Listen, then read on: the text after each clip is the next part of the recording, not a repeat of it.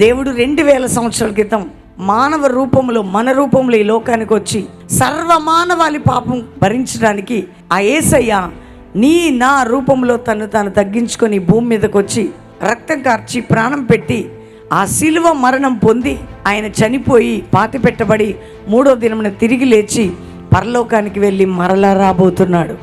చాలామందికి యేసు ప్రభు నమ్మితే కోట్లు వస్తాయా, లక్షలు వస్తాయా? కాదండి. యేసు ప్రభు నమ్మితే రక్షణ నీకు వస్తుంది.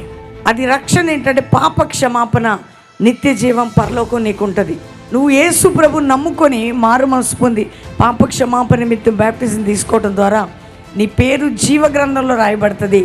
నువ్వు పరలోకానికి వారసురాలుగా మార్చబడతావు. నిత్య జీవం నీకు దొరుకుతుంది. యేసు నమ్ముట వలన డబ్బు కాదు, స్వస్థత కాదు, వీటన్నిటికంటే ముఖ్యం పరలోకం, నిత్య జీవం నీకు దొరుకుతుంది. ఈ సువార్త వినని వారందరూ వినండి.